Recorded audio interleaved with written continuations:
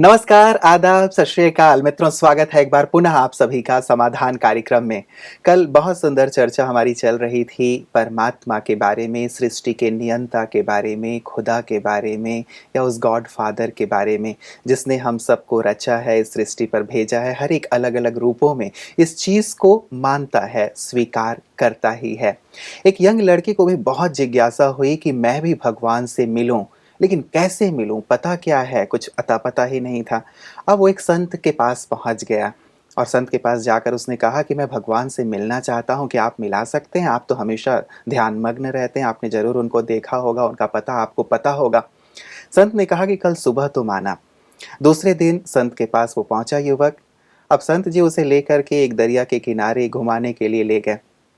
अचानक संत जी ने उसका सिर पकड़ा और दरिया में अंदर डाल दिया, पानी के अंदर डाल दिया। फिर थोड़ी देर के बाद बाहर निकाला, फिर अंदर डाल दिया, बाहर निकाला, अंदर डाला।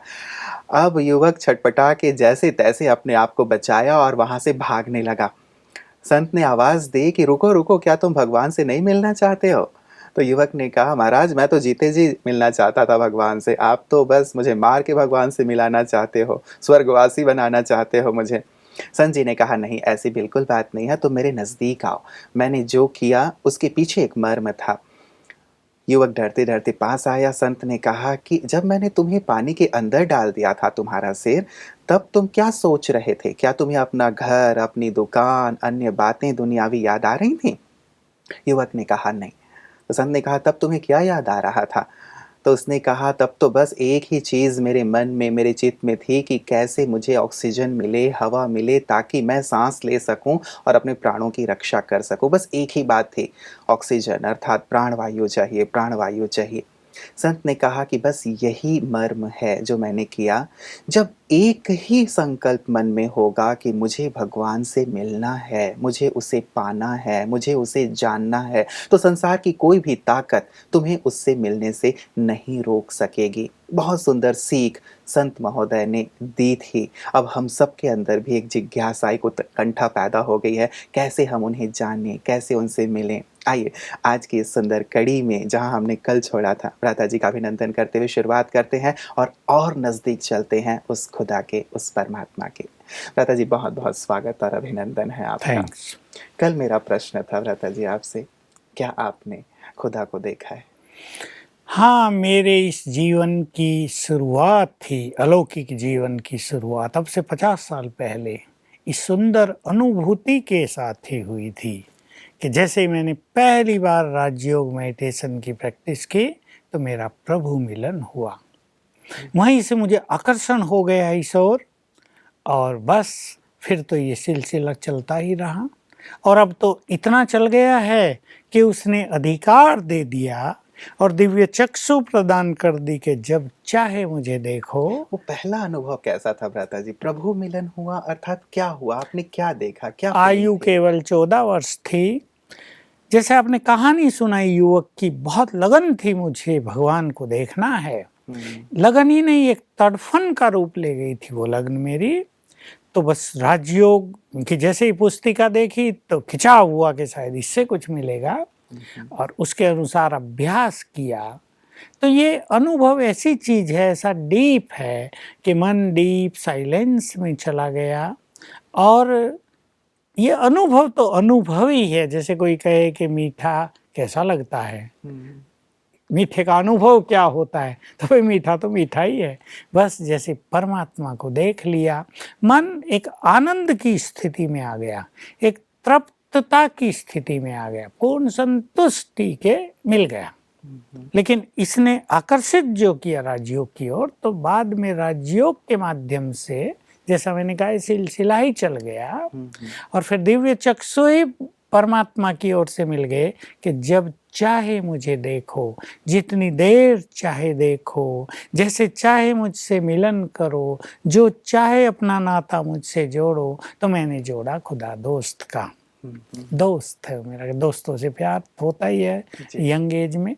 तो इस दोस्ती के बहुत सुंदर अनुभव हुए और देखना और बात करना तो छोटी सी बात हो गई, हुँ, उसकी समीपता का अनुभव करना, उसके साथ का अनुभव करना और इससे बड़ी चीज़ कि उसके समान बनने की लगन, कि जैसा तू है वैसा ही मैं बन भ्राता जाऊं। जी, ये तो एक आगे के सुंदर स्टेप्स हो जाते हैं, बिल्कुल। लेकिन वही वो एक शुरुआत वाली स्टेज ना बहुत इंपॉर्टेंट होती है। हाँ बहुत बार हम पढ़ा करते थे, हाँ सुनते भी हैं कि जैसे बुद्ध को बुद्धत्व प्राप्त हो गया जब वो हाँ। पेड़ के नीचे बैठे थे, महावीर स्वामी को भी ज्ञान के चक्षु मिल गए। आपने भी कहा कि जैसे ना एक ज्ञान के चक्षु खुल गए।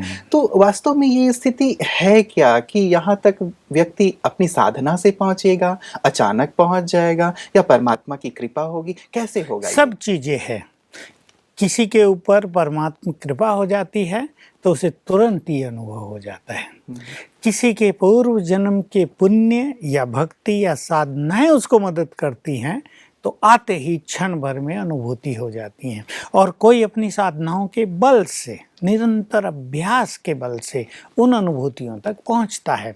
कौन किस चीज का पात्र है, इसके लिए कोई लाइन नहीं खींची जा सकती। किस पर परमात्मा कृपा बरसेगी, कहा जा सकता है सब उसके बच्चे सब पर क्यों नहीं बरसती। लेकिन जैसे संसार में भी देखते हैं, एक माँ को 5 बच्चे हो तो भले ही 5 से वो प्यार करेगी, पर जो योग्य होगा उसकी ओर विशेष ध्यान माँ बाप का अवश्य जाता है। तो परमात्मा कृपा के भी हम पात्र बन जाते हैं तो उससे अनुभूति और सरल हो जाती है। और मैं ये अनुभवों से कह सकता हूँ कि ईश्वरीय मार्ग पर आगे बढ़ने के लिए परमात्मा मदद या उसकी कृपा या जिसे आशीर्वाद कहते हैं, इसकी भी बहुत आवश्यकता होती है। तो ये आशीर्वाद हम कैसे प्राप्त करें? इसके लिए मनुष्य को कुछ करना पड़ता है। माँ बाप का आशीर्वाद यदि बच्चे को चाहिए, मान लो बच्चा बहुत गुस्सा करता हो माँ बाप से, उल्टा सुल्टा बोलता हो, तो माँ बाप के दिल से आशीर्वाद नहीं निकलेगा। भले वो उसके सिर पे हाथ रख भी दें, लेकिन एक सच्चे मन से आशीर्वाद उनकी ओर नहीं जाएगा।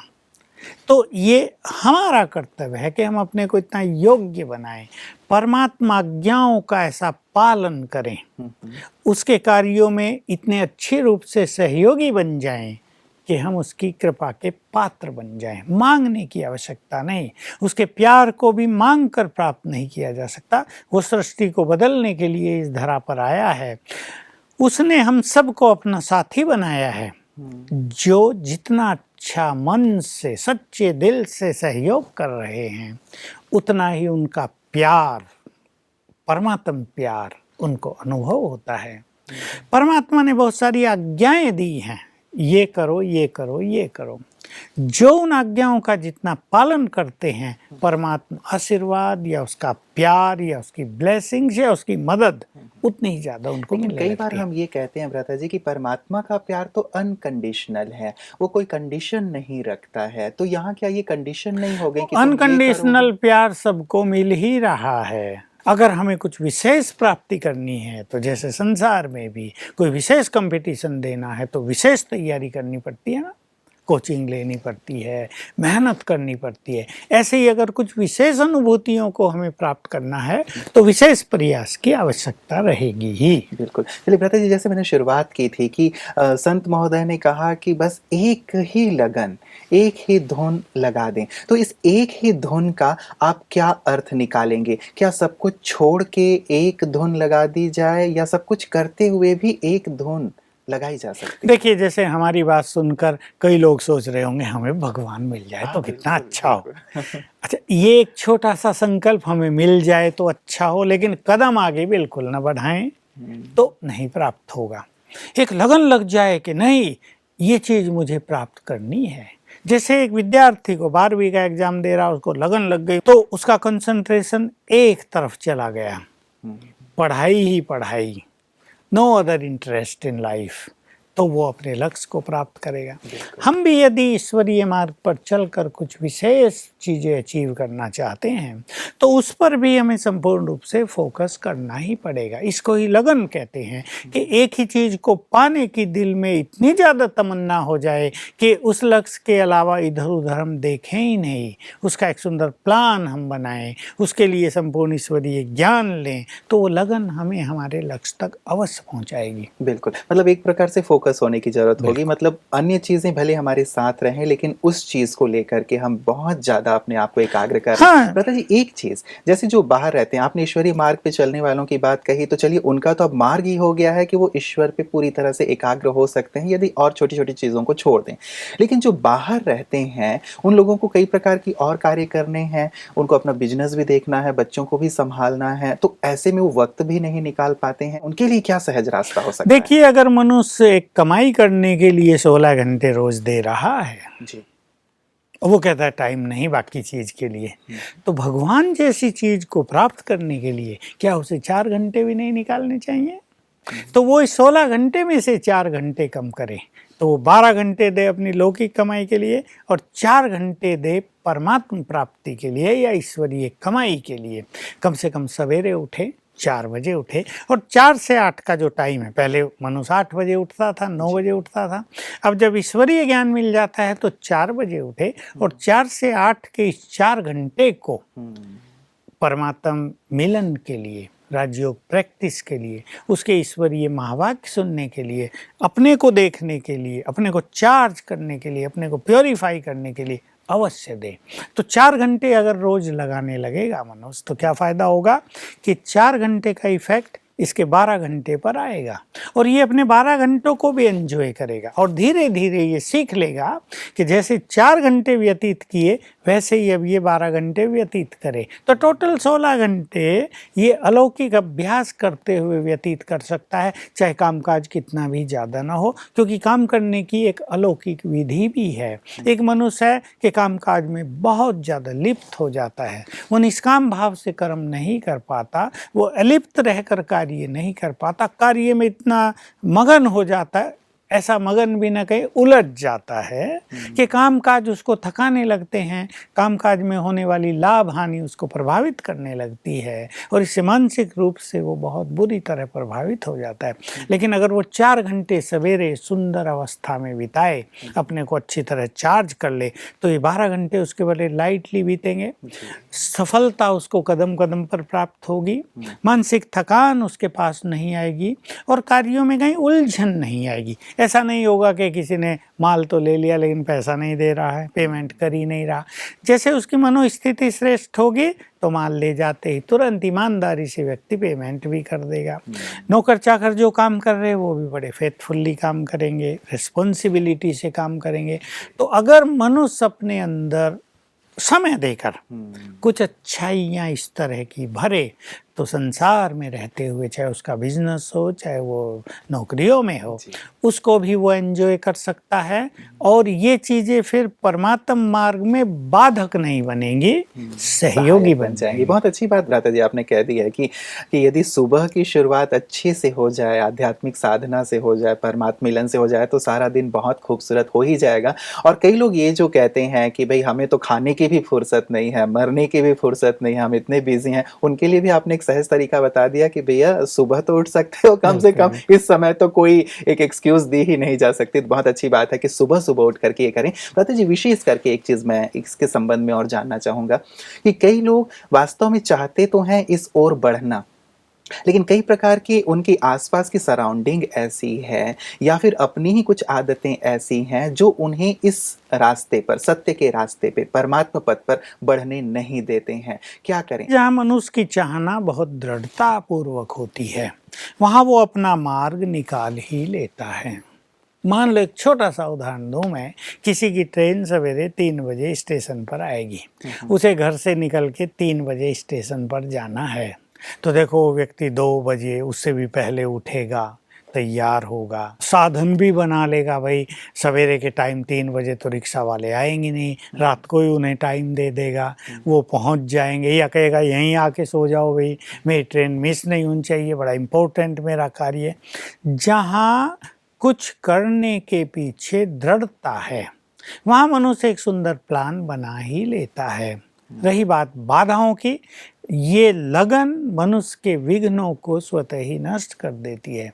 जहाँ लगन की अग्नि श्रेष्ठ है, वहाँ ये विघ्न जलकर स्वतः ही नष्ट हो जाते हैं। इसलिए लगन के साथ दृढ़ता हो बहुत ज़्यादा, तो कोई भी बात, कोई भी दीवार मनुष्य को रोक नहीं सकती मतलब है। बात वहीं आ गई कि जैसे वो युवक की बात हम शुरुआत में कर बिल्कुल, रहे थे कि एक बिल्कुल। लगन चाहिए। कई बार भ्राता जी लगन भी होती है, चलिए उतनी स्तर पे नहीं है, तो क्या होता है कि आस-पास के लोग बोलना बहुत शुरू कर देते हैं कि अच्छा आया है, चलो इस रास्ते पे चलने वाला, भगत बनने चला है, ये करने चला है, देखते हैं कैसे करता है, आदि-आदि इत्यादि। तो लोग भी आजकल ज़्यादातर मैं ये कहूँगा कि बढ़ने नहीं देते, चलने नहीं देते। एक ने चलना शुरू किया, उसकी टाँग पकड़ के नीचे खींच लेंगे, बहुत सारी बातें करेंगे। ऐसे में बंदा सोचता है यार चलो भगवान जी से बाद में मिल लेंगे, पहले इनको देख लें। उनको तो देखते ही रहे हैं और उनको देखते-देखते तो नीचे उतरते आए हैं।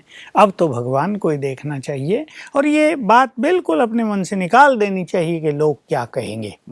और ईश्वरीय मार्ग तो विशेष रूप से ऐसा पथ होता है कि जो भगवान के पथ पर चला उसे गाली खानी ही पड़ी। उसको तैयार रहना पड़ेगा कि 10 लोग तुम्हें कुछ ना कुछ बोलेंगे। जो अपने प्रियजन हैं वो भी शत्रुतापूर्ण व्यवहार कर सकते हैं, ये संभावनाएं हैं, लेकिन प्राप्ति बहुत जबरदस्त है।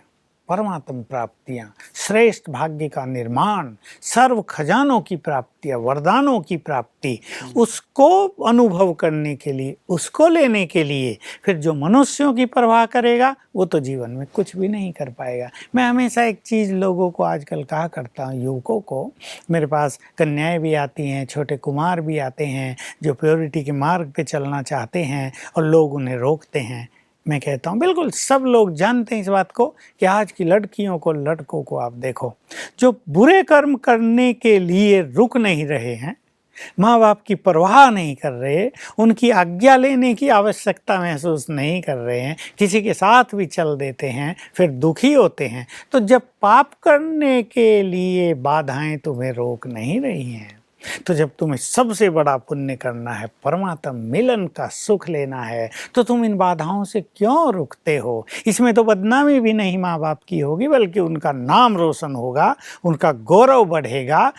आजकल के युवक तो अपने परिवारों का और माँ बाप को ऐसा कर देते हैं कि वो बेचारे घर से बाहर भी नहीं निकल पाते। कितने केस हो गए, माँ बाप ने घर में अपने को बंद कर लिया है, जाते ही नहीं किसी के पास, मुंह दिखाने लायक नहीं रहे। तो जब पाप करते हुए लोग नहीं रुक रहे हैं तो पुण्य के मार्ग पे रुकने का कोई प्रश्न ही नहीं उठता। इसलिए बहुत हिम्मत के साथ इन बाधाओं को तोड़ते हुए सत्य पथ पर आगे बढ़ना चाहिए, परमात्म पथ पर आगे बढ़ना चाहिए, तो उसकी बहुत मदद मिल जाती है और बहुत सारे मार्ग वो स्वयं भी स्पष्ट करने लगता है। बिल्कुल। कई बार भ्राता जी एक उलझन सी रहती है मन में लोगों की कि क्या सत्य है, क्या नहीं है, जिसकी बात भी मैं कह रहा था। तो कई बार कुछ सुंदर अनुभव लोगों को ज़रूर प्रेरित करते हैं। मैं आपके अनुभव से जानना चाहता हूँ, आप इतने लंबे काल से शुरुआत भी आपने की थी कि बहुत अच्छी अनुभूति रही है।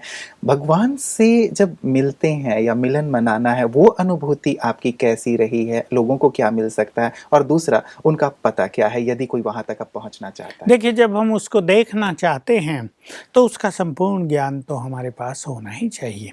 मान लो हमें यहाँ से कोलकाता जाना है तो हमें पूरा पता होना चाहिए। जिस व्यक्ति के पास जाना है उसका भी पूरा पता होना चाहिए, एड्रेस भी होना चाहिए, आजकल तो टेलीफोन नंबर भी होना चाहिए। हमें ये पता होना चाहिए मार्ग कौन सा है। हम कहें कलकत्ता तो हम मुंबई की ओर से भी जा सकते हैं, दिल्ली जाके भी जा सकते हैं, पहले अमृतसर चले जाएं, उधर से भी बहुत सारी गाड़ियाँ जाती हैं कोलकाता के लिए। हम पहले चेन्नई चले जाते हैं, वहाँ से भी कोलकाता जा सकते हैं। अच्छा, एक अनेक उलझन ये मार्ग है हैं। भ्राता जी, हाँ, आजकल वहाँ तक पहुँचने का रास्ता बताने वाले ट्रैवल एजेंट बहुत हो गए हैं, बहुत हो गए हैं। तो वो भी एक तो उलझन सब है। अपने-अपने तरफ आकर्षित करते हैं, जी। लेकिन मनुष्य को ये सोच लेना चाहिए कि परमात्म मिलन का मार्ग स्वयं परमात्मा ही बता सकते हैं। आज तक सबने बताया और कोई भी उस मिलन तक पहुंचा नहीं, कोई भी सत्य को प्राप्त नहीं कर पाया। धर्म ग्रंथ रहे, बहुत सारे गुरु रहे, विद्वान आचार्यों की भी यहाँ कमी नहीं रही है, लेकिन फिर भी सत्य की खोज किसी की समाप्त नहीं हुई। तो इसे सिद्ध है कि सत्य कुछ और है। हर मनुष्य, हर विद्वान, हर आचार्य ये महसूस करता आया कि सत्य तक वो नहीं पहुँचे हैं, सत्य कुछ दूर है अभी उनसे। इसलिए भगवान ने आकर सत्य का रहस्य उद्घाटन किया है। हम बिल्कुल खुलेआम ये बोल रहे हैं कि अब आपको कहीं उसे ढूंढने की ज़रूरत नहीं है, वो स्वयं अपना मार्ग दिखा रहा है। मैं कहाँ हूँ, मेरा स्वरूप क्या है, तुमसे मेरा नाता क्या है, तुम मेरे समीप कैसे आ सकते हो, तुम्हारी ये सत्य की खोज कैसे पूर्ण हो सकती है। तो आइए, मैं तो सबको कहता हूँ हार्दिक निमंत्रण, खुला निमंत्रण कि आइए और परमात्मा ने जो सत्य ज्ञान दिया उसको प्राप्त कीजिए। पहली चीज ये है। अनुभूति अगला कदम होगा। फिर जो राजयोग उन्होंने स्वयं सिखाया है, ये दूसरी इंपॉर्टेंट चीज है कि ये राजयोग स्वयं योगेश्वर ने सिखाया, किसी मनुष्य ने नहीं, स्वयं उसने जिससे हमें योग लगाना है उसने ही आकर बताया तुम मुझसे योग युक्त कैसे हो जाओ। तो ज्ञान दिया आत्मा का, ज्ञान दिया परमात्मा का, और ज्ञान दिया कि मेरे से कैसा अपना नाता जोड़ो। उस आधार से जब हम उसकी ओर चलते हैं तो पहली अनुभूति होगी परमात्मा प्यार की, अपनेपन की। वो भगवान है ये नहीं, वो हमारा अपना है। जैसे हम परिवारों में, संसार में कैसे अपनों से अपनेपन की फीलिंग करते हैं।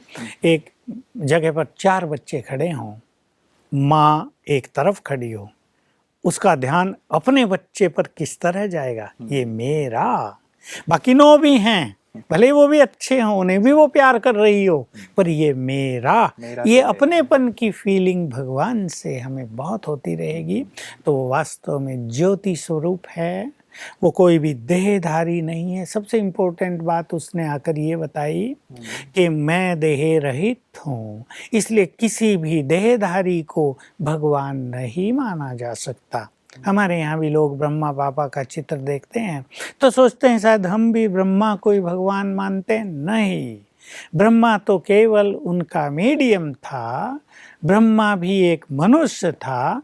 परमपिता परमात्मा तो निराकार है, देह रहित है, जन्म मरण से न्यारा है, सूक्ष्मति सूक्ष्म है, ज्योति स्वरूप है। उसका जब दीदार भी होगा, साक्षात्कार भी होगा, तो वो ज्योति स्वरूप के रूप में ही होगा, जिसे बहुत डिवाइन एनर्जी चारों ओर फैलती है, जिसको देखने से ही मन परमानंद में मग्न हो जाता है। ऐसा उसका सुंदर दीदार होगा। तो उसके स्वरूप पर हमें पहले अपनी बुद्धि को स्थिर करने का अभ्यास करना चाहिए, और यहाँ से फिर शुरुआत होगी डीप साइलेंस की अनुभूति, परमात्मा प्यार की अनुभूति। वो हमारा है तो हमें उसका बहुत ज़्यादा प्यार मिलेगा। मनुष्यों का प्यार भी देखा, माँ बाप का प्यार भी देखा, अपने प्रियजनों का भी प्यार देखा, लेकिन राजयोग के माध्यम से हम देख सकते हैं भगवान का प्यार, प्यार के सागर का प्यार कैसा होता है।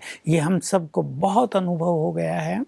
प्यार के सागर का प्यार कितना परम पवित्र है, उसमें कितनी निर्मलता है, वो हमें कितना महान बनाने वाला है। और फिर उसकी शक्तियों की अनुभूति होगी, फिर उसके ज्ञान के द्वारा हम आगे बढ़ेंगे, हम अपनी शक्तियों को पहचानेंगे, आत्मशुद्धि करेंगे, प्रैक्टिकल करेंगे, हमारे मनोविकार छूटेंगे, छूटते गए। हजारों लाखों भाई बहनों के मनोविकार छूटेंगे ही नहीं, छूटते जा रहे हैं। क्यों कोई ये सोचे कि एक दिन में छूट जाएगा, ऐसा कदापि नहीं होता है। मनोविकार हजारों साल में आए हैं तो कुछ 2, 4, 5, 7 साल उनके छूटने में भी लगते हैं। ये अनुभूति का क्रम प्रारंभ होगा और ये सब हो रहा है। बहुत सुंदर माता जी, जैसे जैसे आप कह रहे हैं खुद को ही इतना सुकून मिल रहा है और सुंदर अनुभूति हो रही है, तो निश्चित रूप से जब हम मिलन मनाएंगे तो कितना अच्छा होगा। माता जी, अभी जो जहाँ जहाँ भी हैं, आपने एक बताया कि ज्ञान लेना बहुत आवश्यक है, क्योंकि पता तो हो कि किस रास्ते से हमें वहां तक पहुंचना है, तो सभी ईश्वरीय ज्ञान अवश्य लें जो सेवा केंद्रों पर दी जा रही है। पहली बात तो ये रही, क्या उसके बाद लगातार आने की आवश्यकता होगी, या हम थोड़ा वो ज्ञान लेके फिर अपने अपने स्थानों पे ही? कभी कभी मनुष्य, ऐसे भी बहुत सारे लोग हैं जिन्होंने एक बार ज्ञान लिया बहुत अच्छी तरह, फिर अपने अपने स्थान पर राजयोग का अभ्यास करते हैं। लेकिन मैं ये अवश्य कहूँगा, ज्ञान इतनी सूक्ष्म चीज है, ज्ञान इतना विशाल है, सूक्ष्म भी और अनंत भी, क्योंकि ज्ञान के सागर का ज्ञान है। तो उसे जितना हम प्राप्त करेंगे, हमारे ज्ञान रतन बढ़ते जाएंगे। वो 7 दिन में पूर्ण किया जा सकता है, लेकिन वो 50, 60, 70, 80 सालों में भी पूर्ण किया जाता है। वो सूक्ष्म होता जाएगा, उसके रहस्य यानी सृष्टि चक्र के रहस्य, आत्मा के रहस्य, कर्मों के रहस्य, ये संसार का खेल कैसे चल रहा है उसके रहस्य समझ में आते जाएंगे। तो अच्छा ये है, हमारे यहाँ डेली क्लासेज होती हैं कि सवेरे 7 से 8 आकर डेली क्लासेज करें। इससे ऐसा अनुभव होगा जैसे रोज अमृत पान कर लिया सवेरे सवेरे। और योग अभ्यास तो फिर घर में ही करना है, उसके लिए सेंटर हमारे हैं, वहाँ जाकर आधा घंटा कर सकते हैं, 1 घंटा कर सकते हैं, लेकिन फिर तो क्रम में ही इसका अभ्यास निरंतर करना होगा। बहुत सुंदर भ्राता जी, बहुत अच्छा लग रहा है और पुनः कल जैसी स्थिति हो गई है कि लगता है कि ये चर्चा चलती ही रहे। मैं चाहूँगा कि एक बहुत ही सुंदर सा जो अनुभव, अनेक अनुभव होंगे लेकिन बहुत ही खूबसूरत अनुभव से कल मैं आपसे शुरुआत चाहूँगा कि भगवान से जब मिलते हैं कैसी फीलिंग होती है, कैसा गहन अनुभव होता है। बहुत सारे आपके पास अनुभवों के खजाने होंगे। मैं चाहूँगा कि कल इस सुंदर अनुभव से हम शुरुआत करें और आज जो भी आपने दिया है मन बहुत आनंदित हो रहा है। आपका बहुत बहुत शुक्रिया। मित्रों, कहते हैं कि भगवान की जितनी चर्चा हो सचमुच वो चूँकि हमारे माता-पिता हैं, जैसे अपने किसी प्रियजन की बात हम करते हैं तो लंबे समय तक करते रहते हैं और इच्छा होती है कि हम करते ही रहें, करते ही रहें, करते ही रहें। परमात्मा से ज़्यादा प्रिय और कौन हो सकता है? जो हमारे माता-पिता हैं, जो हमारे रचयिता हैं, जो हमें सब कुछ दे रहे हैं, ये जीवन भी तो उन्हीं का दिया हुआ है ना। और वो कहते भी हैं कि भगवान से बढ़कर किसी और का नाम नहीं होता, उसके सिमरण से बढ़कर दूजा काम नहीं होता। दुनिया की मोहब्बत में मिलती है रुसवाई, पर उसकी मोहब्बत में कोई बदनाम नहीं होता। तो क्यों ना हम उसकी मोहब्बत में डूबें, क्यों ना उसे जानते जाएं और जो वो हमें देना चाहता है वो सब कुछ हम प्राप्त करें। इस चर्चा को आगे भी भ्राता जी के साथ जारी रखेंगे। कल सुंदर अनुभव जो उन्होंने अपने जीवन में प्राप्त किए हैं उसे भी हम सुनेंगे और चर्चा को आगे जारी रखेंगे। आप बने रहिएगा समाधान कार्यक्रम में हमारे साथ और अपना ध्यान विशेष रखिएगा। नमस्कार।